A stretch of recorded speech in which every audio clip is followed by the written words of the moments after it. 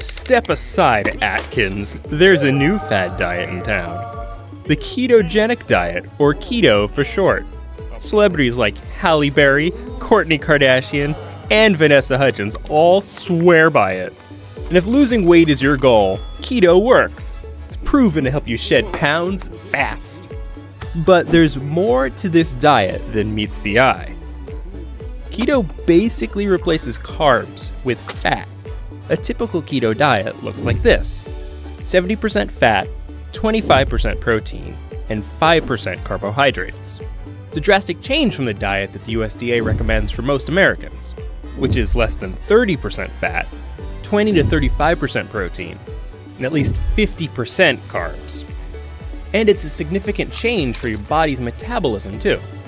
Usually, when you eat carbs, like a starchy potato, enzymes in your mouth, stomach, and small intestines break them down into a form of sugar energy called glucose, which your brain and body use for fuel.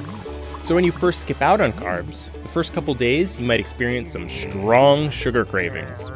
That's because your body is switching gears, from burning carbohydrates to the only energy it has left, fat.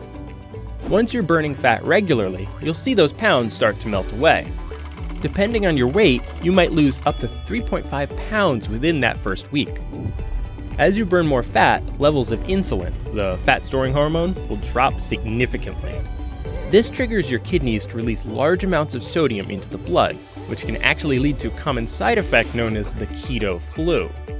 Many keto dieters report symptoms like nausea, headaches, dizziness, muscle cramps, and low energy levels. But most of these symptoms will only occur within the first couple weeks of starting the diet. After the first month, the scales will look better, but some of that lost weight isn't actually fat, it's just water.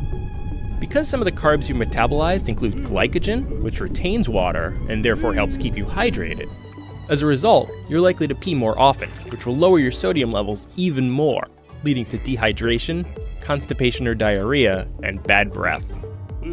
Once you're a couple months in, you might hit the notorious keto plateau. It's a common term in the keto community. It refers to when people find it progressively harder to continue to lose more weight.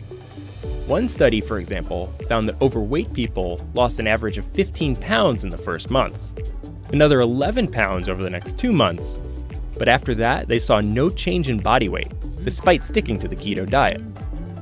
At this point, many people will just quit keto. That's why researchers often find it so hard to study the long-term effects of the diet. But as it turns out, there's one group that typically sticks to keto for a really long time. It's unclear why, but keto is proven to reduce the symptoms of epilepsy.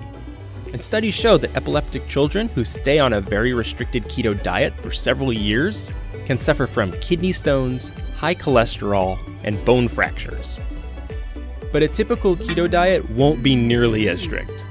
And if you want to try keto, you should talk to your doctor first. In the meantime, go ahead and get that bread. And remember, the best diet is a balanced one of fat, protein, and yes, even carbs.